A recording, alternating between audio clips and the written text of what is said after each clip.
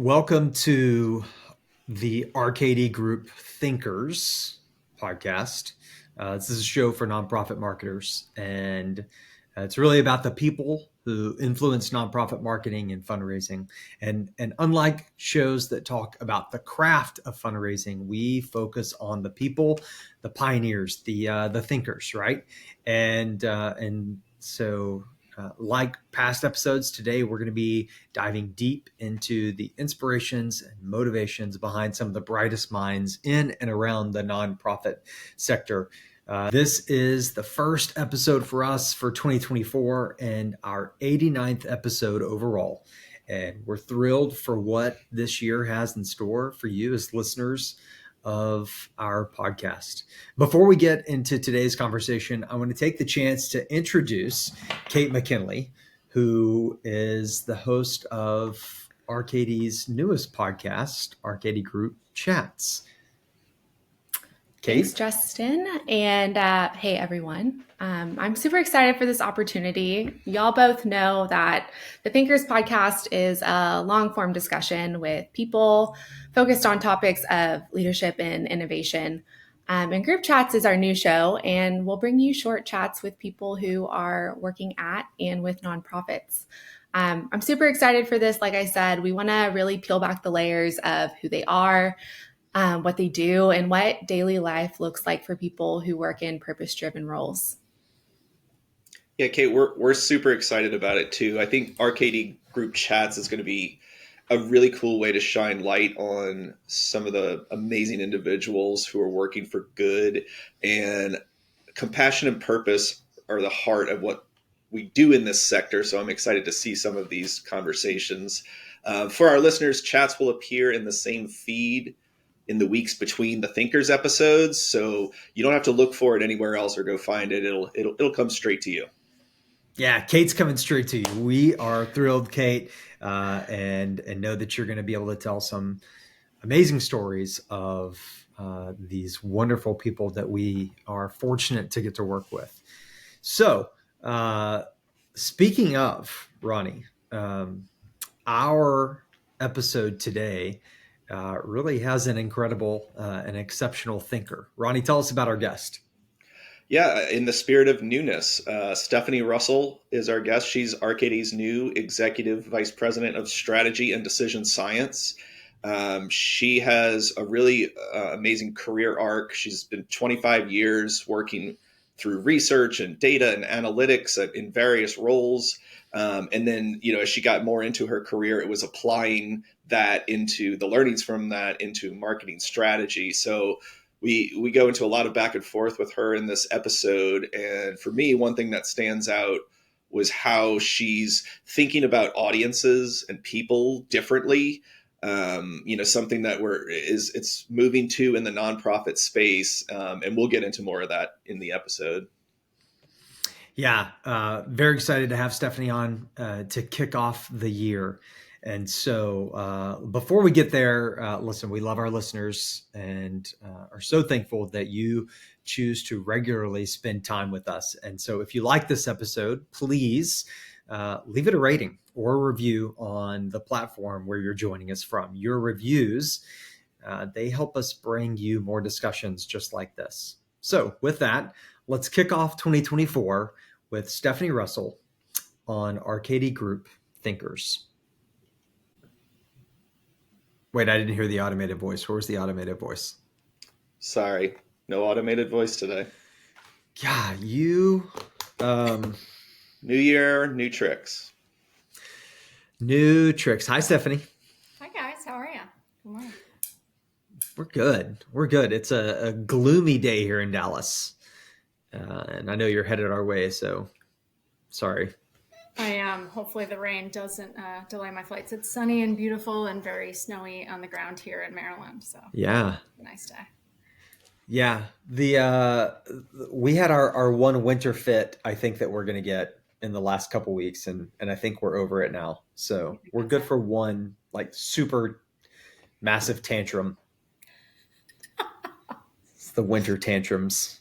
It's usually a week. It was like 4 days. Yeah. Stephanie, we're excited to chat with you. This is our first episode of the new year, so you're number one.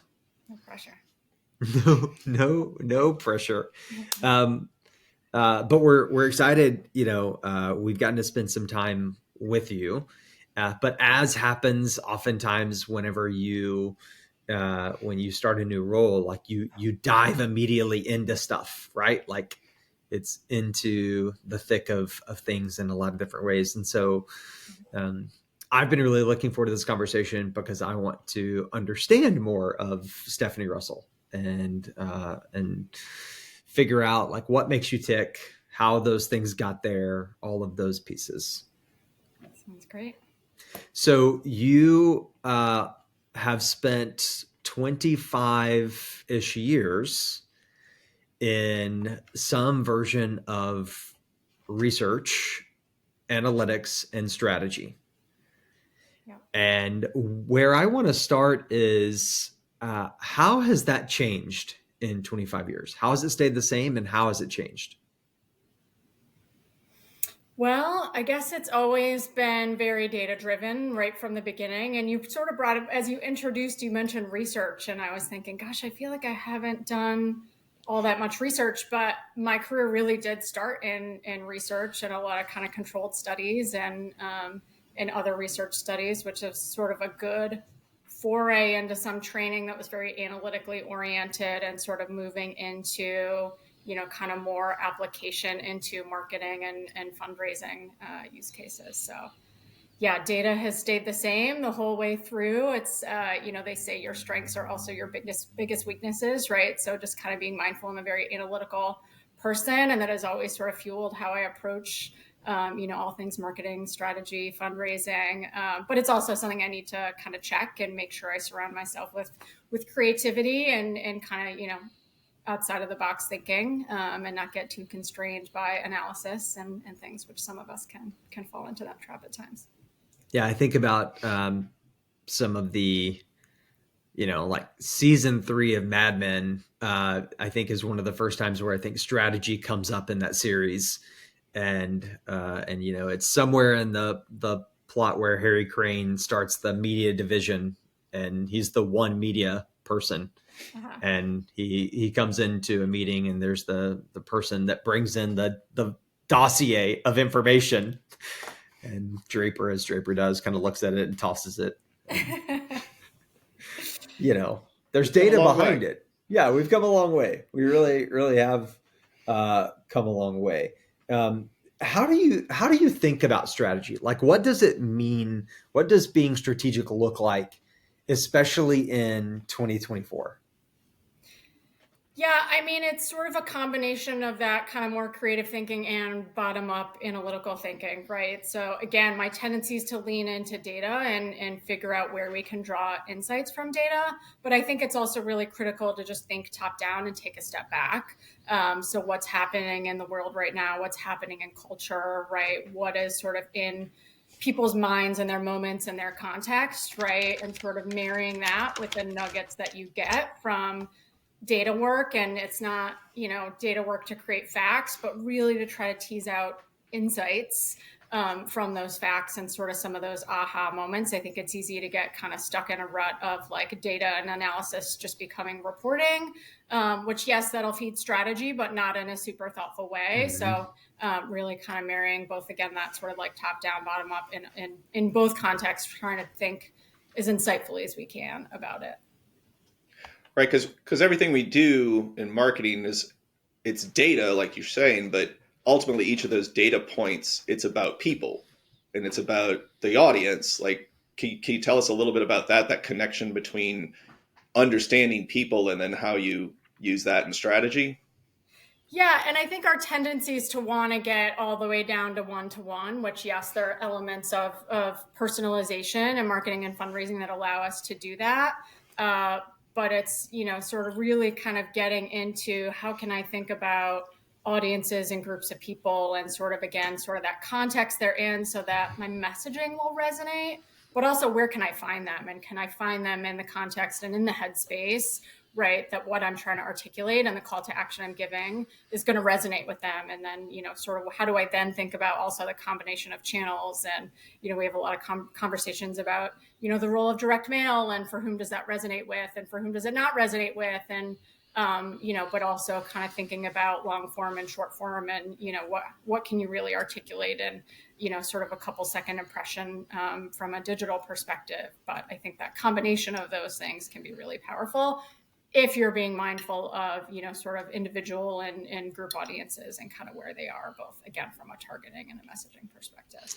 What were the formative moments that made, that opened this space for you? Like what, if you rewind back to, high school Stephanie or even college Stephanie, what were the things that made you think, this is the step that I feel like I should take? Yeah. I think I did an independent. So in college, I was sort of that nerdy person who, I was an econ major, but really enjoyed econometrics and statistics. And I did an independent study, sort of focused on explanatory and econometric modeling and the idea that you could compile that much data. And I sort of enjoyed the art of programming. So I was once a hands-on keys programmer way back in the day. And just the fact that, again, you could sort of shape that much information at your fingertips and kind of glean insight from it was really fascinating to me. And so the ability to then apply that skill set into the world was really compelling. And that, to your point, in the beginning started with research. And then I very quickly, sort of leaned into marketing and just found marketing a really fascinating application for that, kind of econometric kind of mindset. I too benefited from an independent study. I'm a huge fan of, taking a chance on doing something like that because the accessibility typically of the professor that you're working with and having that help form and shape, and it stands the test of time for me is something that I look back on fondly. And mine was in script writing, right? So it's like still, it's yours in. yeah. So screenplay writing with Brian Elliott was the name of the professor, and it was myself and a guy who he and I wrote a lot of things together. He has pursued a career in stand-up comedy, and so we both find like different aspects of storytelling that came from that independent study. And so I do think that those can be super, super formative. Okay. So I have another question. I'm sure Ronnie wants to get back to like modern marketing, things like that. But we just learned prior to jumping on the air that you were also a soccer player, a very competitive soccer player, and center mid and center back. And this is where Ronnie falls asleep as a part of the conversation. It's fine. Draw some connections for our listening audience between the role of a center back and the role of a strategist. Yeah. So I'm glad that you chose center back, right? Because it's ironically, I was just talking to somebody on my team Friday because she played soccer as well. And I was like, I bet you played sweeper and center back. And sort of the analogy I was using is you're able to see the whole field, right? And there's lots of different things happening, and the ability to kind of anticipate those next couple of moves, I think, is what really differentiates a good center back from a great center back. And so when you sort of think about all the different moving parts, when we're sort of orchestrating an experience and strategizing experience for a client and their constituents, you kind of have to see all those moving pieces. But then also too, once you get into each activation and the production of that, there's also a lot of moving pieces in each of those, right? All the different parts need to kind of come together. And yeah, there's tons of process and things that we apply to make that go smoothly. But I think somebody who's able to understand the mechanics of all the pieces and kind of be able to take a step back, to have the mindset to take a step back, but also kind of see how all the orchestration is coming together. That's a really, really powerful thing, both in soccer and in business, ironically. That was an A+ comparison right there, I gotta say. I mean, I didn't know you were going to ask that question. Yeah. But it literally came up on Friday. So That's amazing. It was like a perfect connection. It made me think of Justin when we had our our team meeting question of which planet do you most associate with, and we all had to think on the spot about that and come up with some sort of explanation of why too. Please don't ask me that question because I'm planting it now so that we can ask it later. It's like, just, you need to think about it. Trying to think of my little acronym so that I even know all the Right. I'm curious. I want to back up a little bit when you were talking about the application of strategy, and you mentioned context being important to understanding people and where they are. Can you like talk about that a little bit more? Like unpack that. What do you mean by context? Yeah, I think there's a whole range of it, right? So like right now, all of us are living in this context where there's inflation, right? There's we were just talking in the beginning before we start recording about weather patterns kind of changing. There continues to be sort of war, right, in the world, right, which is kind of influencing. We're about to go into an election cycle, which is sure to be, taking up a lot of people's headspace and conversation.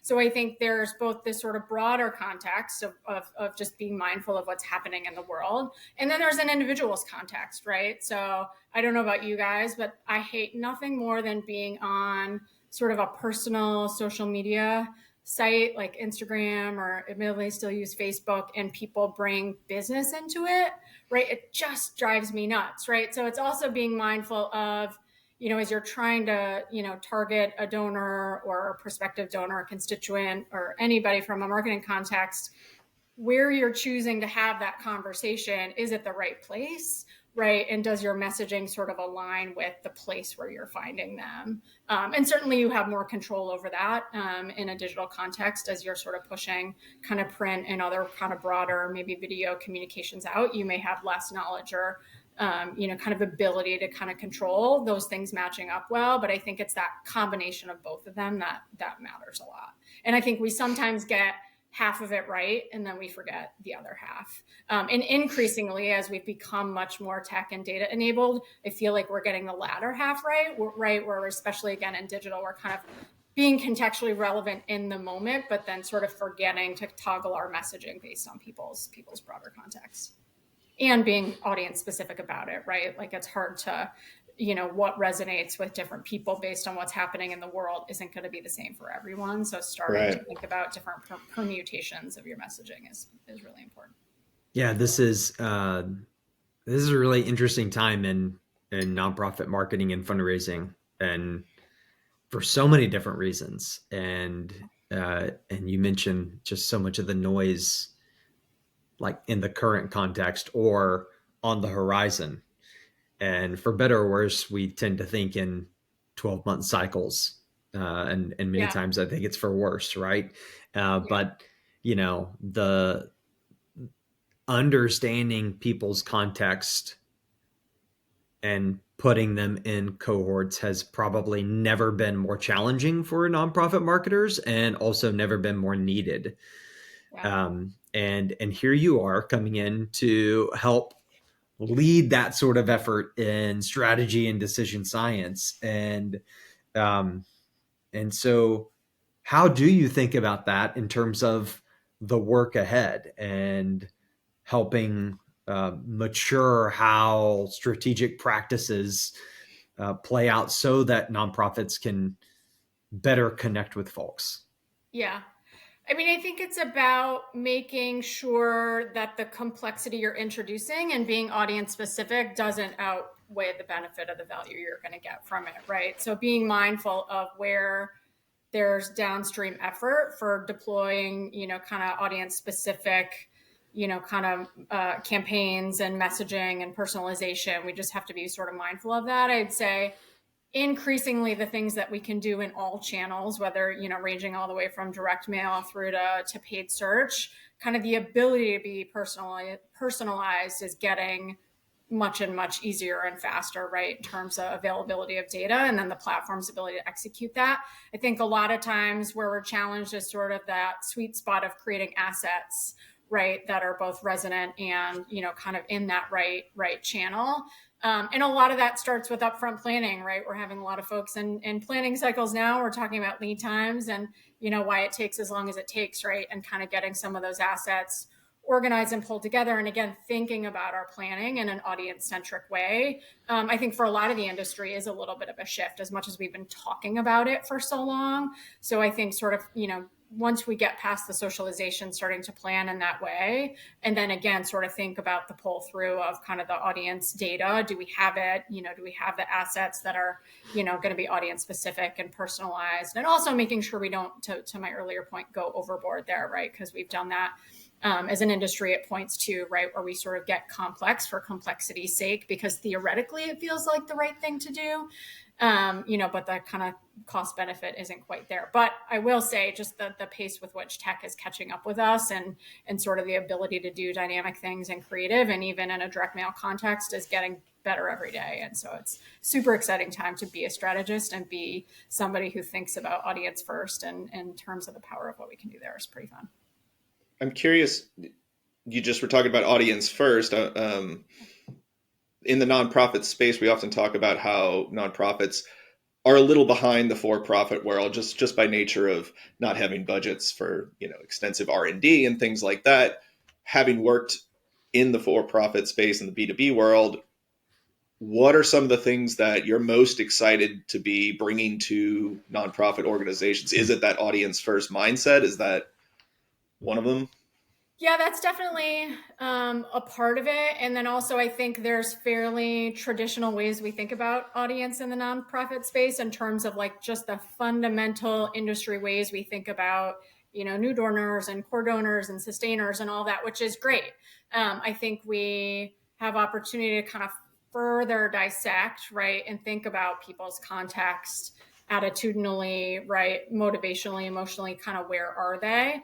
I will say the commercial space, this is one of those areas where, we've often done that, and then sort of the ability to actually deploy it at scale gets tricky, right? Commercial organizations love to field quant and qual studies and understand all these emotive things. And then you get to the point where you're trying to apply that to tens and hundreds of millions of people, and you're like, oh, I don't know their attitudes and motivations, right? So I think making sure you're starting with the end in mind and knowing how you're going to deploy and execute, and then sort of, overlaying some research and getting more kind of motivational, attitudinal insight on that in a way that you can then sort of scale. I think there's a ton of power there. And frankly, even sort of in the commercial space, I think it's spotty where we've done that effectively. But as we think towards, future from a fundraising perspective, I think there's a lot of power there to just, continue to adapt and be audience-centric from a classical life cycle perspective, but then starting to get into motivations and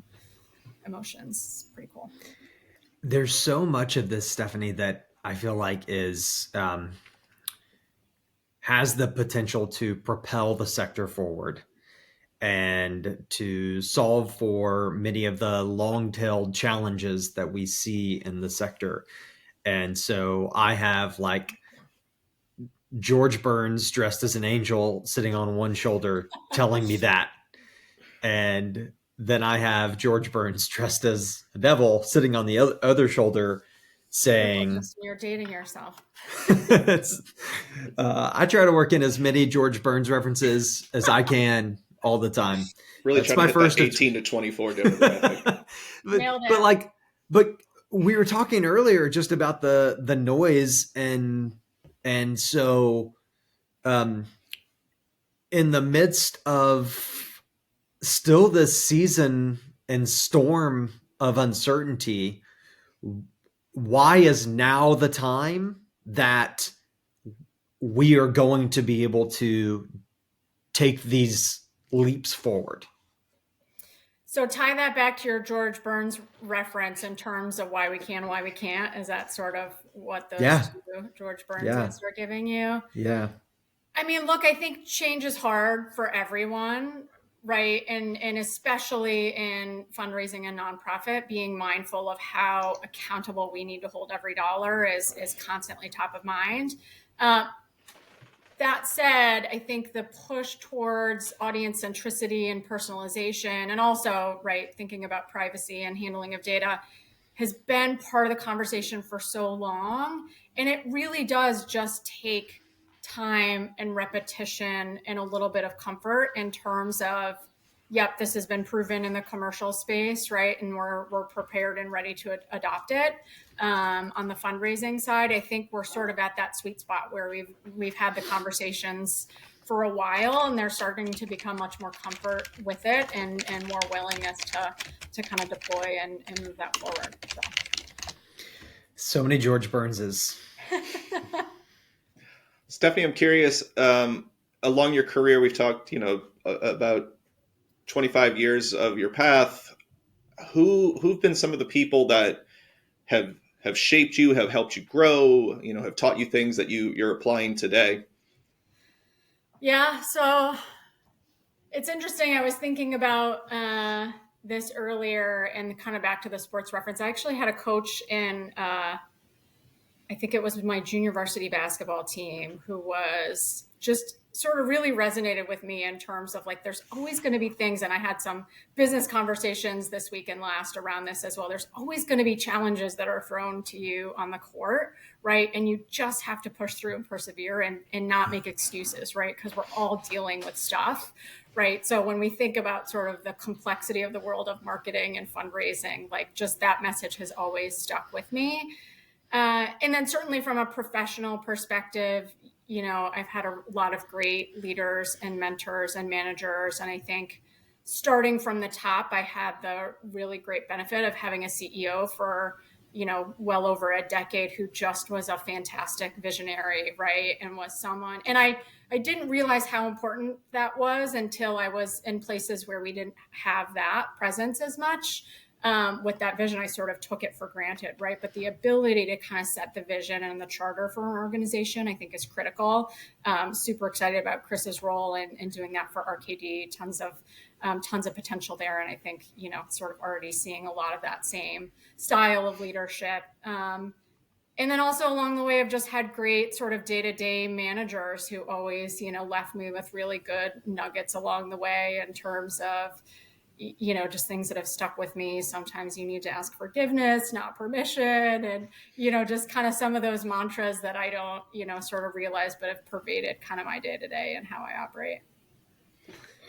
So, just in wrapping our time, Stephanie, because I know you got a flight to get to, in wrapping our time for our listening audience, it's a combination of practitioners and leaders and folks that sit in various parts of the nonprofit marketing and fundraising cycle and space. If you were going to give them one piece of advice in terms of moving forward, how they think about or implement strategy this year, what would that be? Yeah, so actually to quote that kind of visionary leader I mentioned, what got us here won't get us there. So I think the sort of reliance on, what we've been doing and what's working, not to toss that out, right, but to kind of think about how we turn the corner. Particularly, we had a lot of great fundraising momentum over the pandemic, right? And so we saw a lot of good results. I think it's easy to rest on your laurels there, but continuing to challenge ourselves in terms of how we think about our strategy and take that step back as we look to the future is really That's a good word. That's going to go in my notes. I've got a little soundtracks, and that's going to go in there. So awesome. For sure. Okay. Stephanie, thank you so much for spending time with us. Travel safe, and I get to see you in person this week, so I'm excited. I know, I'm excited. Good to see you guys. Yeah. Good to chat. All right. Thanks.